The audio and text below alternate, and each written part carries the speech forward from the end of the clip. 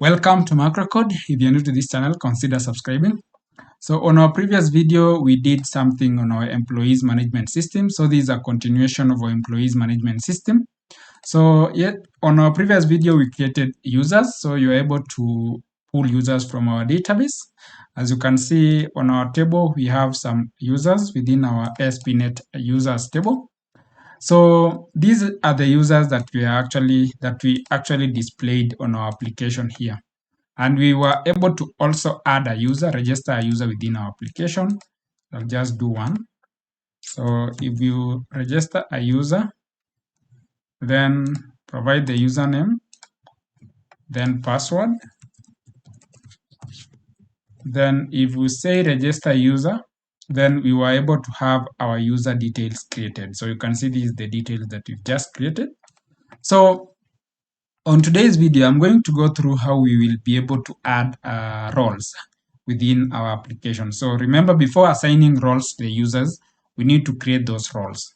So I'll just go directly to our code, and we will be actually doing the same thing that we did for our users. So under our views, I'm going to add another folder called roles.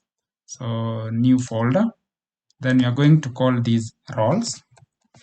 So within roles, I'm going to add another Razor page here. So I'll add it an empty Razor view. Then here I'll just call it index. Then within index, we also need to have some data. So I'm going to copy what we have under users. Then within roles, I'll paste it. Then at the top here, we are using identity role. So I'll just do identity. So this will be a bit easier because we are borrowing some of the information that we did on our last video. So if you are watching this video and you are not sure what we did on our previous video, please go back and watch our previous video so that you're able to understand. So this will be system roles. So here we'll say add new role. So we'll be adding roles to our application. So add new role. So then under the role, I'll just say here role number. Then here I'll say role name. So we are only saving some like one thing. So it is actually the role name is what we are capturing. So if you go to our application on our database, under ASP.NET roles, you'll see that this table only captures the ID, name, normalized name, and the current concurrency stamp. So I'll just come here, then here we'll say name. So that is the only thing that we have. Then I'm going to remove this.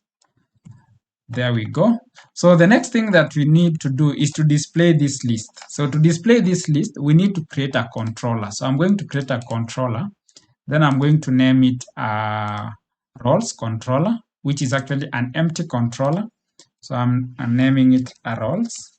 Then within roles, I'm going to have, so that is my empty controller. Then I want to copy some of the things that we had on users, and these are these ones. So I'm going to copy all this. Then I'll just paste it on our roles controller. So I'll just have them here. Then we actually need our constructor. So I'll just do that. So then we will have our constructor, and all this information needs to be within our constructor. So I can actually copy all these from the users. Then I can change the name of the constructor. So that will be easier. So after I'm done with that, I'll be able now to have my role manager and all this. So this will be my index. So my index, I'll say it is async. Then I can do task, action, result. So I'll do action result. Then I'll do that. So my index, I want it to return a list of roles. So within our roles, I'm going to use, so I'll just have my variable, then I'll say roles is equals to await. So I can do await, then context, then I'll say roles. So I'll say roles. Then I do to list async. So if I do that, I should be able to have my roles. So, and these roles is actually a list of identity role. So I need to return now these roles to our view so that we are able to have the list. So if I just now go to our layout, so I'll just go to our shared layout, then I'll add now that navigation. So after the system users, so I'll have here system roles. So I'll have system roles. Then these will be index, then our controller will be roles. So if I just launch our app, we should be able to navigate to system roles, and we should have a blank data. So I mean, we should have a blank grid. So because we don't have any roles so far, we need to now, on our next part, we need to create and add roles to our application. So I'll just log into my app. So I'll just provide the password. Then if I click login, it should take me to the dashboard, as you can see. Then under system administration, you see I have now system roles. So if I click system roles, it is now taking me to system roles, and you see role number, role name, and action, but this is not users roles, but we can change it to roles list. So I'll go to roles index, then I'll change this to roles list. So if I just update my changes, my app should refresh, and I'll have my roles list here updated. So the next thing is so there you see it has actually updated. So the next thing is when we create this add new role, it should actually provide us an option to create the role. So I'm going to create another razor view, and this one I'll call it create. So it is an empty one. So I'm going to do create. So if I just do that, I'll be able to have this create a razor view. So I'm going also to copy the one for users. Then I'll just paste it here. Then we make some changes. So our razor view, you see we have our view model, which is users view model. So I want us to do the same thing. I want us to create another razor view, view model. Then we say roles view model, then press enter. So on our roles view model, we just need a public int. So this will be string. So I'll just do string, then role ID, then I can actually do role name. So I'll just do role name. So we are only saving the role name to our database, because as you can see, the only column available is the name.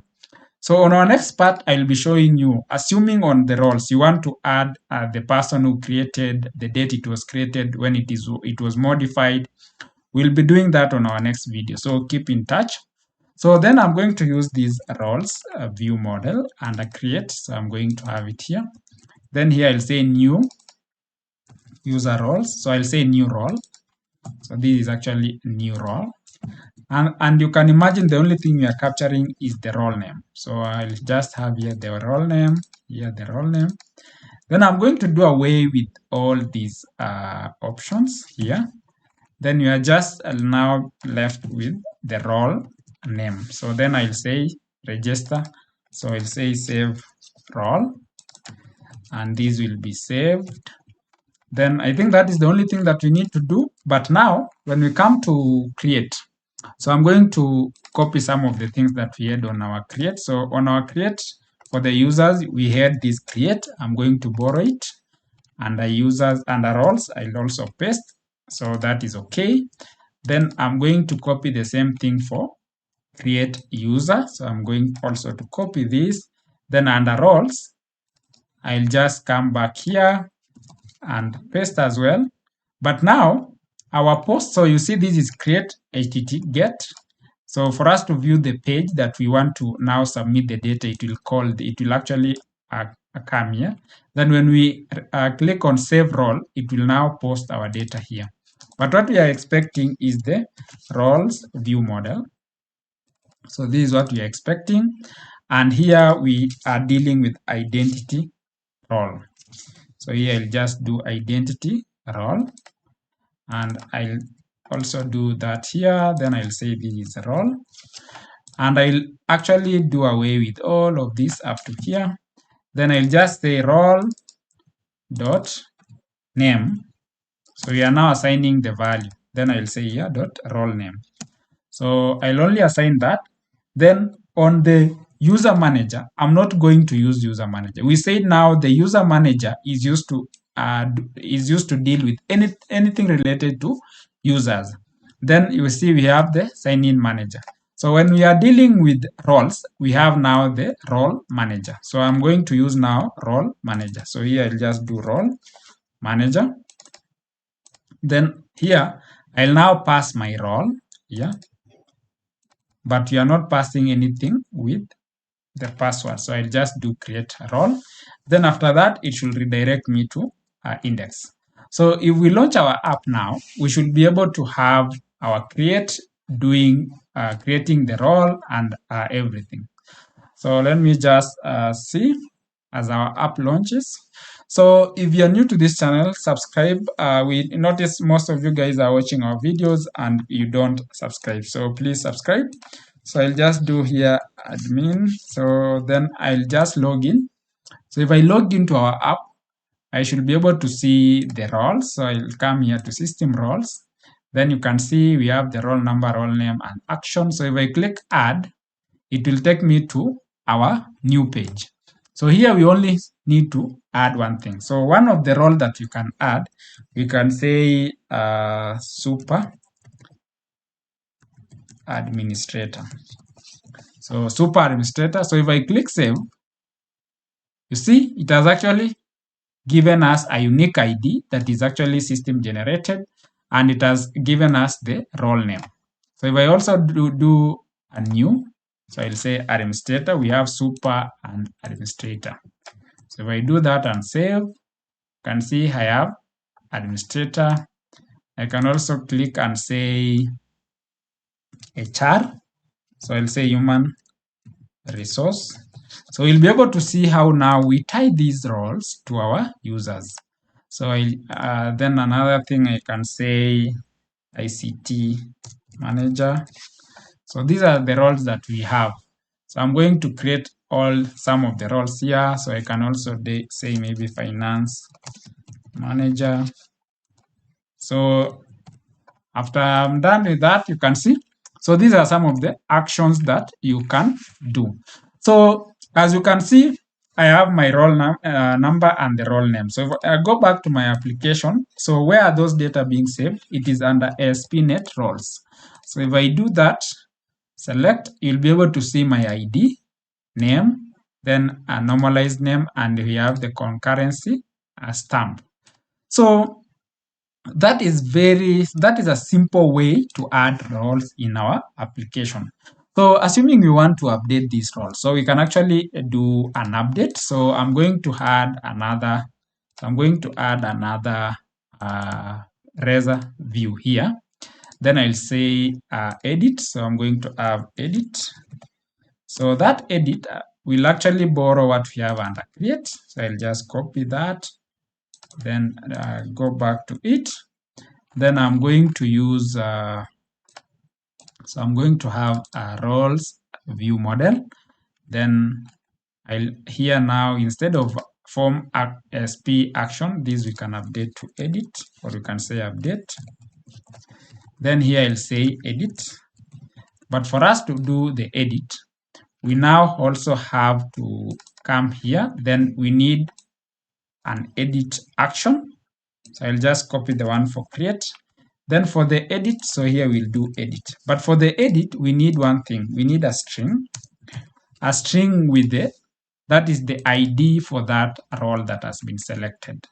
So once you have that ID, that means we need to retrieve that ID. So I'm going to say result. Then some of the methods that we have here is we say find by an ID. So find by an ID, then you supply that ID. This will actually give you the role, and you can actually return the view. So you can see this view is using identity role. So that means on our edit, I'm going to say, we can actually do one thing here. So after doing that, I can initiate one thing here. So I'll say I want to use my roles view model. So there's something called automapper, and I'll be showing you how we'll be using that. So I'll say variable role will be equals to new. then I declare my view model. Then I'll just say my role.name is equals to the result.name. So if I do that, then I can also assign maybe I can assign the role ID, that is the ID. Then I can say, give me the ID, return the view role, which will now give me this role. So after the get, you will now see the role that you are editing. That means for the get, I can actually reuse this. So let me just copy that. Then we can do away with this. Then on the get, we can do here, we are expecting edit. Then we can also expect string, then ID, then we do comma, roles model.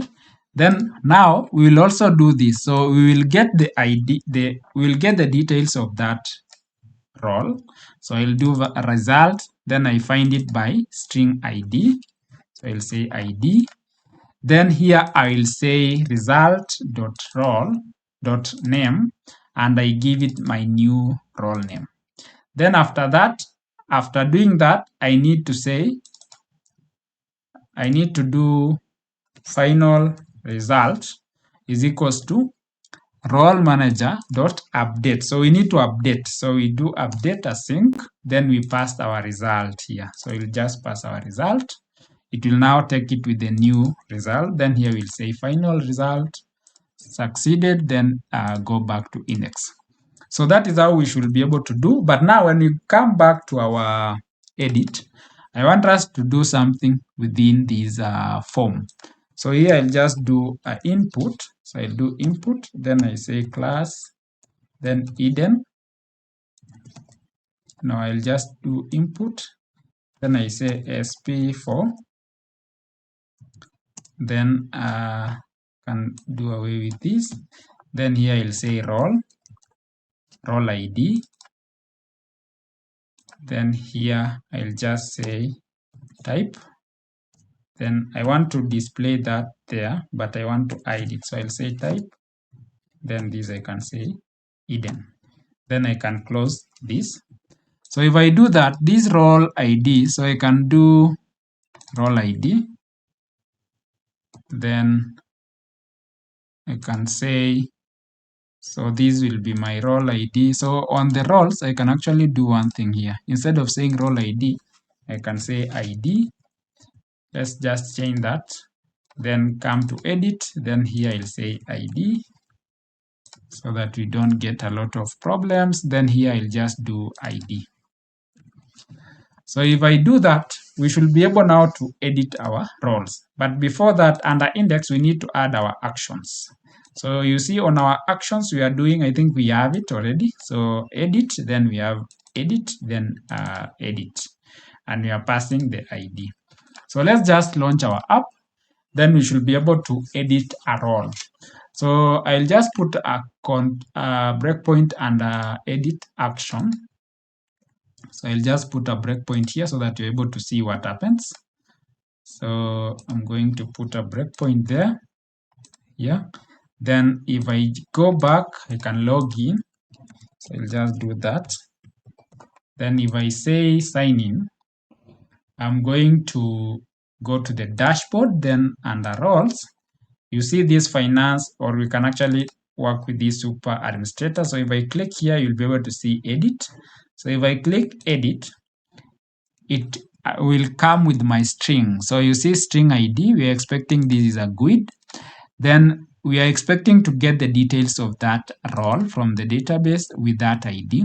So if I just proceed, the result should give me the details of that ID. So you can see it has actually retrieved the record from the table. We have the ID, name, and the normalized name. Then I'll now assign the values there.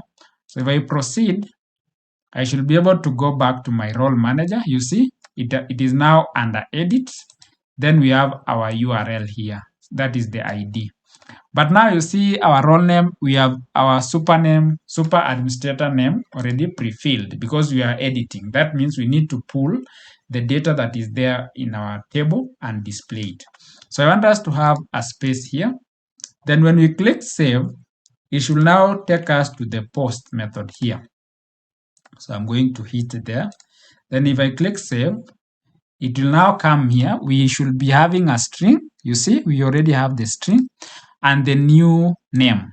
So the new name, you see, it is an ID and the role name, which has the super, then space, then administrator.